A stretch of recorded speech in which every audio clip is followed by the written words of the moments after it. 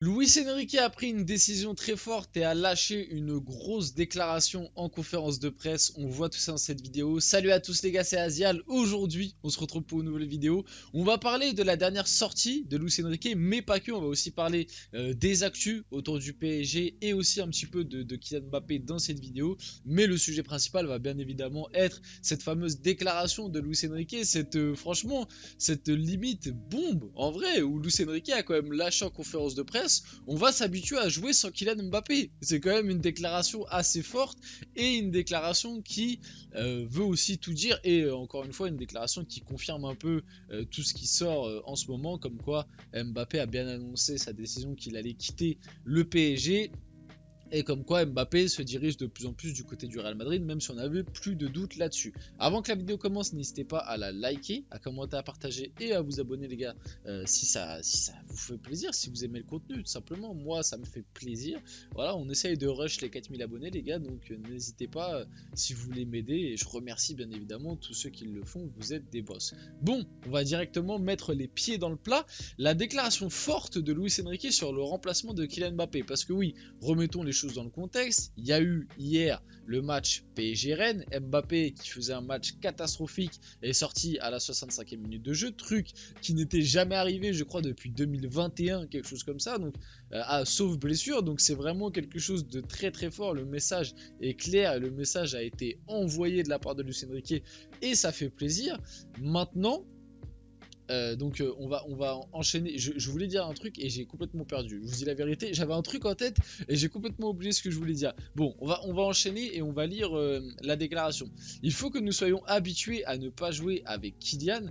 Tôt ou tard, cela va arriver. Et la déclaration est assez forte. Quand je vais considérer cela opportun, il va jouer ou ne pas jouer, comme tous les entraîneurs le font avec les joueurs. Je veux une compétitivité maximale pour la saison prochaine. Je veux que chaque joueur titulaire dans cette équipe du PSG pense que c'est une grande opportunité. C'est ce que je cherche pour cette saison et pour la saison prochaine. Déjà, la déclaration de Luis Enrique me fait extrêmement plaisir. Enfin un entraîneur qui veut mettre la concurrence au centre du truc. Ça n'était plus arrivé, j'ai l'impression, depuis limite Unai Emery, qui, on s'en rappelle, Unai Emery, les gars, on s'en rappelle la fameuse vidéo, la concurrence. Qu'est-ce que c'est la concurrence? On s'en rappelle de cette vidéo, mais au final, ça n'avait pas trop fonctionné. Là, déjà, avec Luis Enrique, je trouve que ça fonctionne mieux. Déjà, on le voit dans son turnover, dans sa façon de faire des changements et tout, que il essaye d'impliquer un maximum de joueurs. Les seuls joueurs qui l'impliquaient pas trop, c'était les numéros 9 et les attaquants, parce que bah justement, tu avais le souci Mbappé. Et justement, moi, le truc qui me en même temps me fait rire et en même temps bah voilà ça me désole un peu, c'est qu'encore une fois on voit là maintenant que Luis Enrique a la main mise comme Mbappé a annoncé son départ, et ben on se rend compte que avant il l'avait pas, et on se rend compte que tout ce qu'on disait, tout ce qu'on supposait en tout cas dans les médias ou via les avis de chacun, comme quoi les entraîneurs au PSG n'avaient pas les mains libres et ne pouvaient pas faire sortir les stars qui étaient du coup avant Mbappé, Neymar, Messi, bah on se rend compte encore une fois que c'est le cas. C'est le cas que même un Luis Enrique, quand il est arrivé au PSG, je pense qu'on lui a dit gentiment, tu peux faire ce que tu veux avec l'effectif, il y a juste un mec que tu dois pas toucher, c'est Kylian Mbappé. Parce que bizarrement, depuis qu'il a annoncé sa décision, Mbappé, il est passé de jouer tous les matchs titulaires 90 minutes, sauf blessure, je le rappelle, à ne plus jouer, à rentrer en cours de jeu, à sortir à la 60e parce qu'il fait un match dégueu. Et pour moi, c'est un message très très fort envoyé. Et ça montre encore une fois, par contre, malheureusement, que le PSG là-dessus, il y a un gros problème. Il y a un gros problème. Il y a un gros problème. Et j'espère qu'avec le départ de Mbappé et du coup, on va dire, entre guillemets, un effectif avec quasi plus aucune star, j'espère que ce souci-là va être réglé et que maintenant, comme l'a dit Luis Enrique, il y aura une compétitivité maximale, que ceux qui sont les meilleurs joueront titulaires et qu'il n'y aura plus de privilèges de trucs bizarres faits par le club ou faits par les agents ou par la famille des fois des joueurs. Hein. Petit coup d'œil vers le clan Mbappé. Mais bref, voilà. Et sur le côté, on doit se jouer du coup, enfin on doit s'habituer à ne plus jouer avec Kylian. Bah, en vrai, moi je suis content. Je suis content parce qu'on en avait parlé la semaine dernière, du coup, lors de Nantes PSG, lors de la rentrée d'Mbappé et tout. Mbappé qui avait débuté sur le banc, c'est vrai que ça avait un petit peu surpris et choqué tout le monde. Moi j'avais expliqué la semaine dernière, je pensais que c'était pas quelque chose de dramatique et que c'était juste un turnover de Luis Enrique, mais je m'en faisais pas pour Mbappé qu'il allait recommencer titulaire le match d'après, ce qui s'est du coup passé, il était titulaire face à Rennes. Par contre, moi je me disais, et c'est ce que je voulais la semaine dernière, je ne pensais pas que ça allait se réaliser, je suis content que ça se réalise, mais moi la semaine dernière j'avais on va dire, exigé l'idée que Luis Enrique, maintenant que, entre guillemets, il y a la Ligue des Champions encore, mais que Mbappé a décidé d'annoncer qu'il allait quitter le club, etc., que Luis Enrique se passe un maximum du joueur. Que Luis Enrique n'hésite pas à, en Ligue 1, envoyer du Gonzalo Ramos, envoyer du Colomoni et à mettre Mbappé sur le banc finalement. Parce que il ne rentre plus dans le projet. Parce que d'ici quelques mois, Mbappé ne sera plus parisien et donc ça sert à rien. Une fois que le PSG par exemple sera éliminé de la Ligue des Champions, ça ne sert plus à rien de faire jouer Kylian Mbappé. Je suis désolé, le PSG, avec le nombre de points qu'on a d'avance, le PSG peut très bien s'en sortir en Ligue 1 et même je pense en Coupe de France sans Mbappé sur le terrain. Et c'est une réalité qu'il faut accepter, les gars. Peut-être, je pense pas que ça va se passer à ce point-là, mais peut-être qu'une fois que le PSG sera plus en lice en Ligue des Champions, peut-être que Mbappé va faire banquette.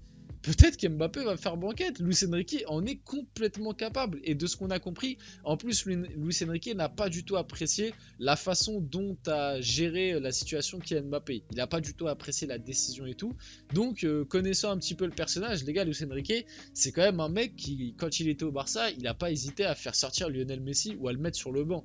Vous croyez vraiment qu'il a peur de mettre Mbappé au placard jusqu'à la fin de la saison, sachant que dans tous les cas, il va partir libre et que, entre guillemets, voilà, il n'y a plus rien à faire avec lui. Donc, moi, je pense pas. Moi, je pense vraiment que ce mec est fou et ce mec est capable de foutre Mbappé sur le banc jusqu'à la fin de la saison.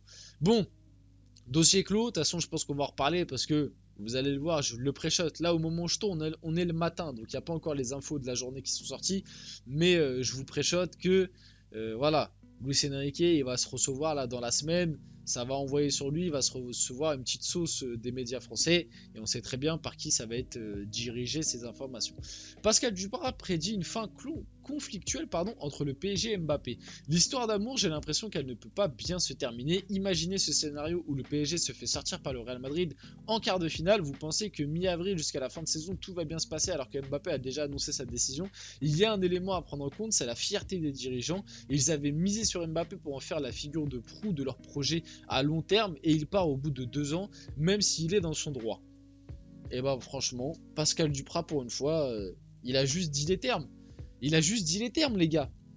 Je n'ai rien à rajouter, moi je n'arrête pas de vous le dire, je ne vois pas et je ne comprends pas comment certains supporters voient que le positif dans cette histoire, j'ai fait une petite dinguerie, voient que le positif dans cette histoire et n'arrivent pas à imaginer une fin conflictuelle que moi je suis déjà dans le conflictuel là actuellement.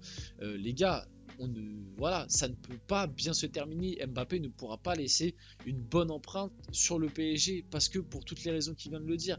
Moi, je vous l'ai toujours dit, annoncer sa décision en plein cours février, juste avant un 8ème de finale de Ligue des Champions, et tu es encore en lice dans cette compétition, je pense que c'est l'un des pires choix possibles. Et Luis Enrique aussi le pense.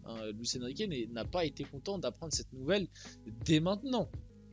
Et franchement, Pascal Duprat, j'ai rien à rajouter. Imaginez, on se fait sortir par le Real en quart.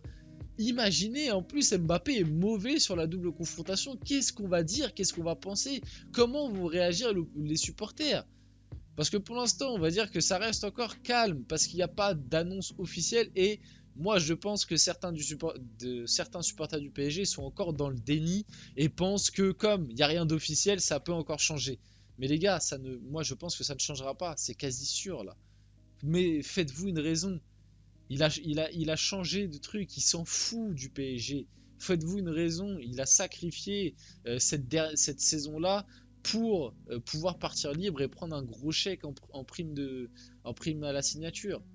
C'est une réalité, les gars. Quand il a prolongé il y a 2 ans, en 2022, il a écrit une lettre 2 semaines après pour dire qu'il voulait se barrer. C'est ça le fameux leader, le fameux chef, enfin le fameux leader du PSG dont on devait construire un projet autour de lui. C'est ça. C'est un mec qui pense qu'à ses stats, c'est tout. Et Pascal Duprat, pour moi, a tout dit. La signature de Kylian Mbappé au Real Madrid devrait être finalisée dans les prochaines semaines. Une fois acté, le Real Madrid ne devrait officialiser son arrivée qu'à la fin de saison, ce qui est plutôt logique.